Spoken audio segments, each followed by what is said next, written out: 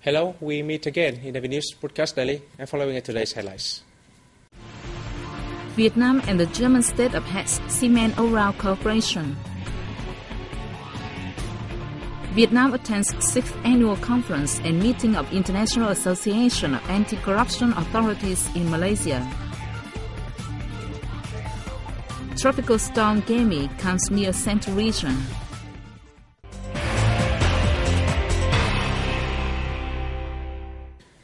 Prime Minister Nguyễn Tấn Dũng met the newly appointed European Union and French ambassadors to Vietnam in Hanoi on October 4th.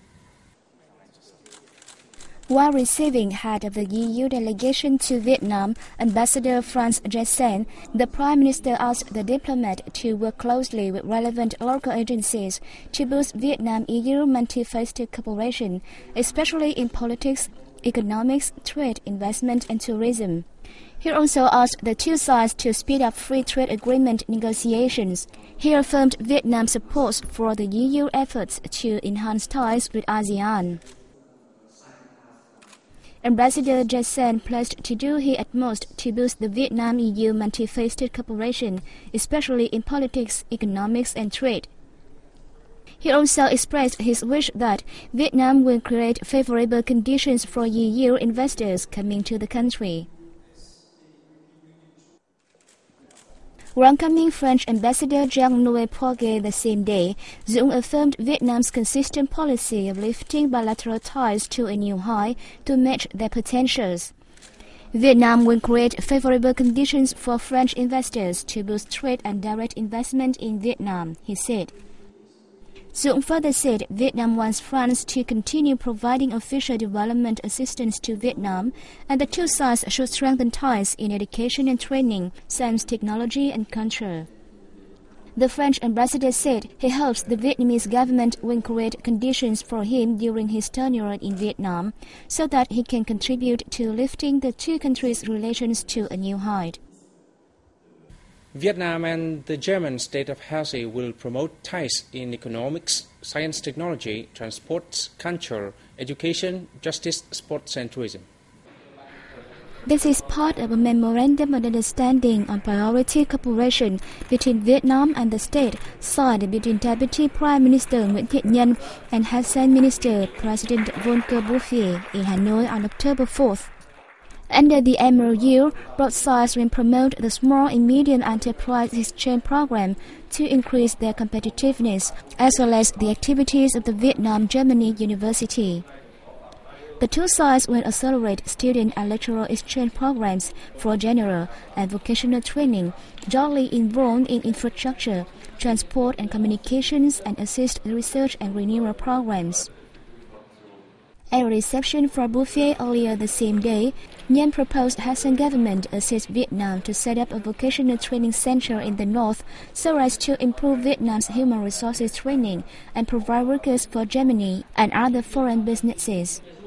Bouffier said the relationship between the two countries has been cemented by a project to build the campus of the Vietnam-Germany University in Ho Chi Minh City with German financial assistance.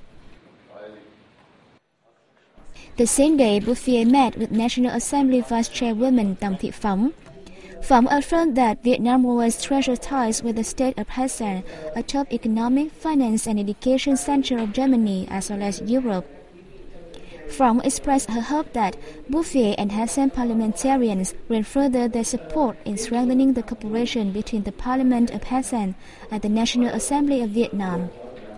Bouffier said he hopes the two sides will diversify their cooperation forms, aiming to assist and promote each other's policies of developing economy, finance, investment, education and training.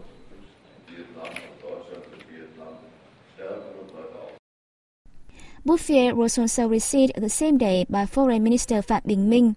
Minh and Bouffier agreed that the cooperation between Vietnam and the state of Hesse is developing strongly, particularly in economy, trade, investment and education. However, there are rooms for both sides to further promote their cooperation, especially in the fields that Vietnam has high demand and the state of Hesse can supply, such as medicine, chemicals, mechanics, automobiles, finance and banking. Last year, trade between the locality and Vietnam reached $970 million, doubling the 2010 figure.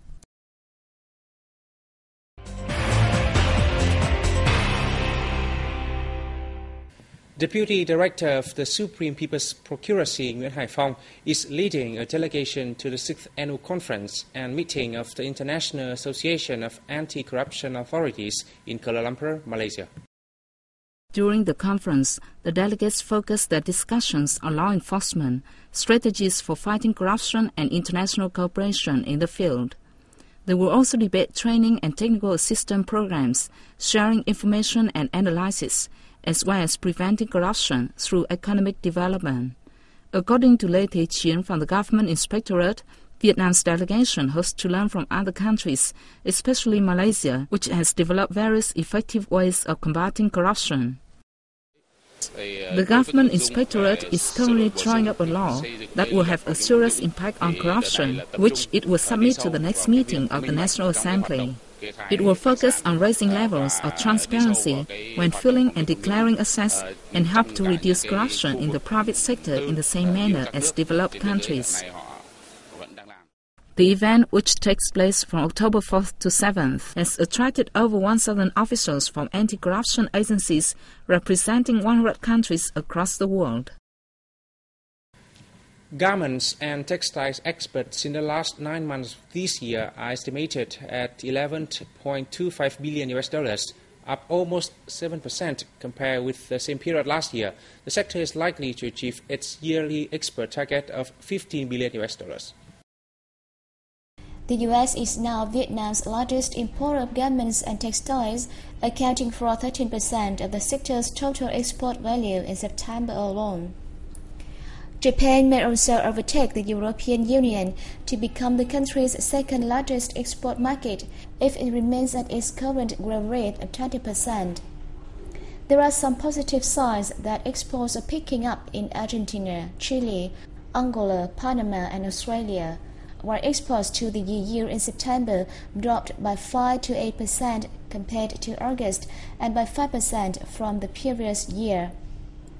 Many of the country's garments and textiles businesses are also facing disputes over cotton trading with several U.S. firms in the International Cotton Association.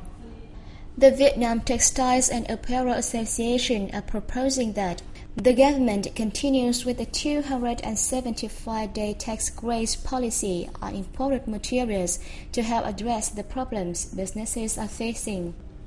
It said that terminating the policy will put a lot of companies under pressure and make it more difficult for them to maintain current production levels. The tropical storm Gami is likely to hit the two central coastal provinces on the afternoon of October 6th, according to the National Center for Hydrometeorological Forecasting. At 1 p.m. October 4th, the storm was about 670 kilometers southeast of Hoàng Sa Islands, with wind gusts of 75 to 88 kilometers per hour.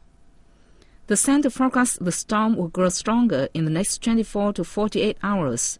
By 1 p.m. October 6th afternoon, it will be around 180 kilometers east of the coastline of Quảng Ngãi and Bình Định provinces, with wind speeds in the eye of the storm expected to be as high as 102 kilometers per hour. The center said Gami, the seventh of the year to hit the East Sea, was progressing in a complicated path. The Central Highlands and some areas to the south will be hit by heavy rains, and local residents should be vigilant for resulting dangers, with landslides expected in mountainous areas and flooding likely to occur in low-lying areas. The Ministry of Agriculture and Rural Development has asked vulnerable provinces to monitor the storm's direction and watch over the operation of boats at sea. He also ordered localities to have their boats anchored safely and work out plans of evacuation if possible. On October 4th, the Central Steering Board for Flood and Storm Prevention bans boats from going out to sea in the central province of Quảng Ngãi.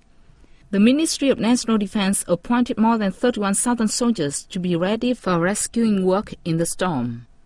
Central Province's authorities have also assigned officers to the scene to help locals deal with the storm.